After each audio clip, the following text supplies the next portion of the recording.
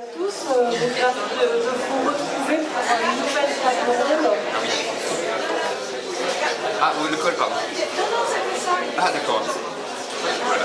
Ravi donc de vous retrouver pour une nouvelle table ronde consacrée cette fois-ci à un premier roman. Tout à fait. Celui de Pascal Voisine, qui s'appelle Mon gamin. Alors, Pascal, pouvez-vous nous raconter votre parcours avant l'écriture de ce premier roman? Alors donc moi à l'origine je suis réalisateur, j'ai fait quelques courts-métrages dans les années 90, donc ça fait déjà un peu quelques années, voilà tout à fait. Et donc de 87 à 2001 j'ai été réalisateur et assistant réalisateur.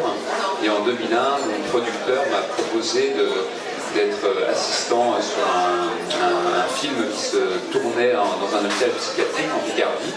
Donc j'ai accepté, on a tourné le film et suite à ce tournage, le producteur est tombé amoureux du lieu. Il m'a dit tiens on va créer un centre culturel pour les patients et donc je vais faire ça 6 mois et ensuite je produirai ton long métrage. Et au lieu de rester 6 mois, je suis resté 8 ans là-bas. On n'a pas produit de long métrage, mais par contre ça m'a nourri, ça m'a donné du chemin, enfin de l'inspiration pour mes futurs écrits.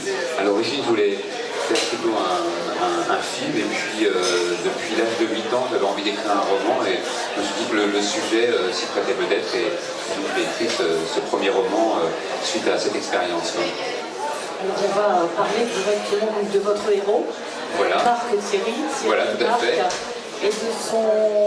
Je vais juste resituer donc le livre, sauf que je ne vais rien dire qui puisse spoiler. Le livre s'ouvre donc avec la mort d'une femme. Tout à fait. On apprend la mort d'une femme et donc votre héros, donc Marc, qui s'est appelé Thierry quelques années auparavant. Marc est un ancien chanteur qui a choisi de se retirer de la scène, qui a eu beaucoup de succès. Voilà. Et la mort de cette femme donc, va lui être annoncée avec un ordre d'aller à son enterrement. Tout à fait.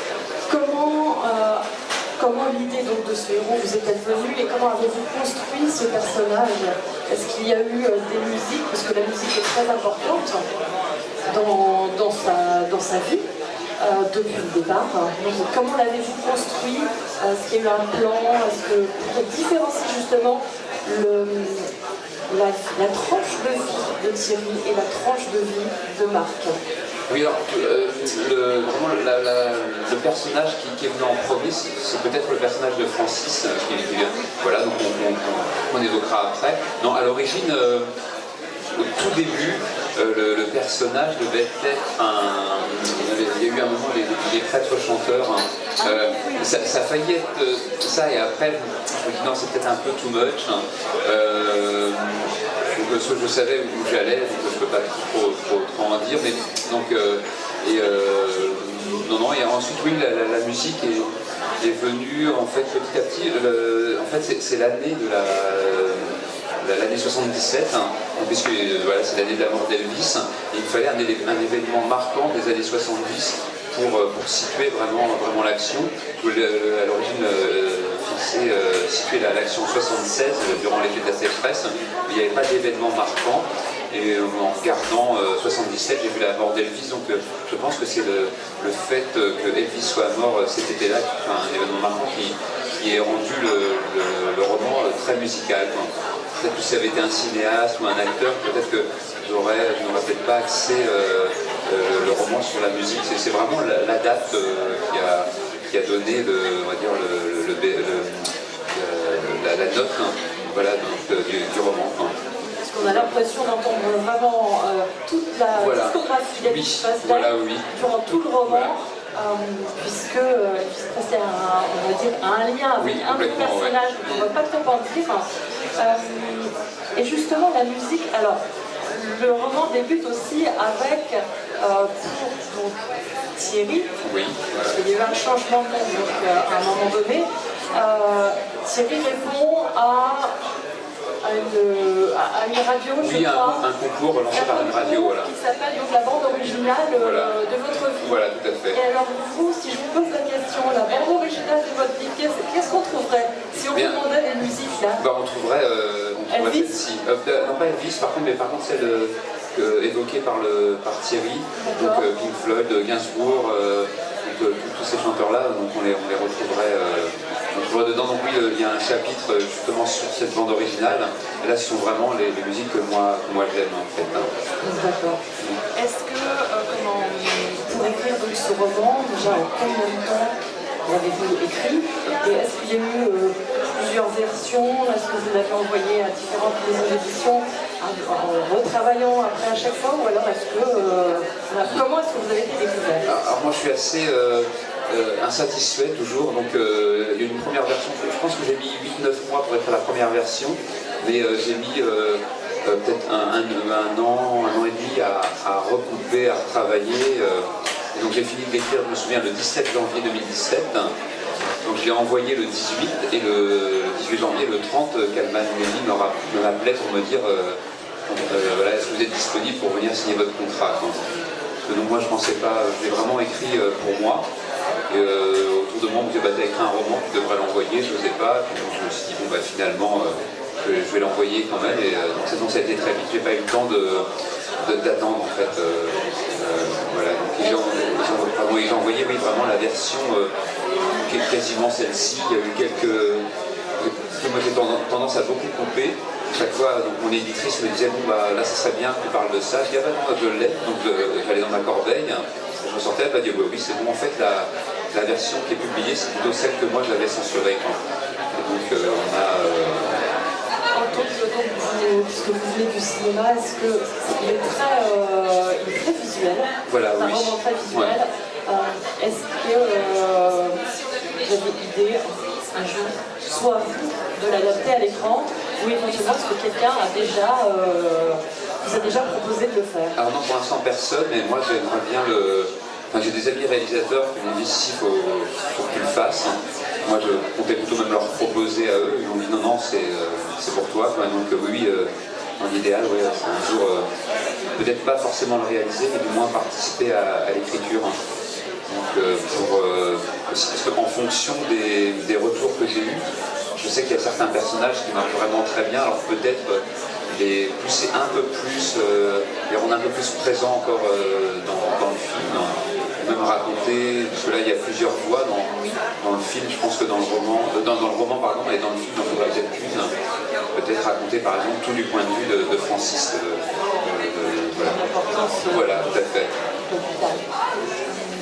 Est-ce que vous êtes lecteur également, puisqu'un auteur est toujours un lecteur avant, je pense que c'est plutôt dans ce sens-là d'ailleurs ça se passe. Ouais. On est lecteur et on devient auteur automatiquement, en tout cas pour certaines personnes. Quel registre littéraire préférez-vous? Ou est-ce que vous avez des auteurs fétiches, des auteurs que vous suivez, des auteurs qui vous ont marqué il y a quelques années, qui sont toujours, ou alors des nouveaux auteurs de coup de cœur récents? Oui, bah, il n'y a pas de genre que je préfère en particulier, mais par contre il y a un auteur qui m'a vraiment je me sens assez proche. Celui-ci, c'est Sébastien Japrisot qui a écrit L'été meurtrier et que j'aime, voilà, qui est un peu en lien d'ailleurs, enfin, très en lien. Et ça déjà aussi que je voulais situer ça dans les années 70, donc L'été meurtrier c'est 76, là c'est 77. Et donc il est aussi lui scénariste de l'adaptation. Et j'ai eu la chance, il n'y a pas très longtemps, il y a 2 mois, de dédicacer le roman à Jean Becker qui a réalisé l'adaptation des Meurtriers. Donc il y a lui, évidemment, les gens de ma génération, moi je suis 72, Stephen King est je pense c'est quelqu'un qui a marqué vraiment toute notre génération. Et, dans les récents, j'ai bien aimé les premiers romans de Joël Dicker, le classique qui a été adapté par Jean Bacano. Voilà, donc il finit de repasser, je pense, à la rentrée sur TF1. Donc, et puis dans les nouveaux auteurs, oui, il y a lui essentiellement. Enfin, est-ce que sur les derniers mois, là, vous avez lu quelque chose qui était pour vous un coup de cœur Ces derniers mois, qu'est-ce que j'ai lu très très bien? Alors là, j'en ai pas. Oui, oui, ouais. On est toujours en train de se poser, mais qu'est-ce que j'ai Oui, si, il y en a un, il y en a un que j'ai lu le mois dernier, qui m'a beaucoup marqué, mais j'ai... Alors je vais poursuivre avec une question sur les libraires. Comme je le disais hier, c'était la fête des librairies indépendantes. Quel lien avez-vous avec les librairies? Est-ce que ce sont des endroits où vous allez régulièrement? Est-ce qu'il y a des librairies, peut-être chez vous, des librairies régulièrement, où vous suivez les conseils de votre libraire ou... Oui, donc moi je viens de Dinard, donc il y a la librairie Nouvelles Impressions, d'ailleurs le petit mot qui est en 4e de couve a été écrit par le libraire, et c'est lui qui m'a, quand j'ai envoyé mon roman, il m'avait fait une liste de 10 éditeurs qui pouvaient être intéressés par ce roman, donc c'est un peu grâce à lui que j'ai choisi Kalman Levy. Et donc, c'est vrai que si j'aime beaucoup faire des dédicaces et même souvent j'appelle quand je vois sur Facebook ou sur les réseaux sociaux une librairie qui parle du roman, donc je l'appelle pour savoir s'ils veulent que je vienne dédicacer mon roman. J'ai un rapport, oui, enfin oui, les librairies, c'est vraiment dans l'endroit où j'aime flâner, donc librairie Dinard, j'y passe à peu près tous les 2 jours, je pense. Ah oui. Voilà, oui. Est-ce qu'il y a un nouveau projet littéraire après celui-ci? Oui, tout à fait. Là, je travaille sur... Oui, qui est déjà en cours, oui. Est-ce qu'on peut en savoir un tout petit peu plus? Je suis sur 2 romans en même temps, donc je n'ai pas encore choisi celui qui allait dominer. 2 idées? 2 idées, voilà, oui. Donc j'écris les 2 en même temps, et voilà, j'hésite encore entre les 2. Et comment vous faites pour écrire donc, les 2 en même temps? Est-ce qu'il y a des moments de la journée où vous partagez entre les 2, ou alors c'est tel jour vous travaillez sur telle idée et l'autre jour sur une autre idée? À l'origine, je voulais faire un jour l'un, un jour l'autre, mais là c'est en fonction des idées qui me viennent le soir. Donc j'ai un tableau Velleda où j'écris les idées le soir, et le lendemain matin quand je me réveille, je retranscris les idées sur mon ordinateur. Et oui, non, c'est suivant.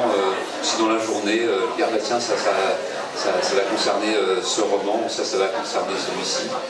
C'est en fonction, non, là, c'est en fonction de l'inspiration. Je vous remercie pour ce temps passé en votre compagnie. Je vais remercier également toutes les personnes présentes et vous inviter à retrouver Pascal Voisine sur son stand juste à côté, voilà, pour continuer la discussion autour de mon gamin. Voilà, bah, je vous remercie beaucoup. Merci.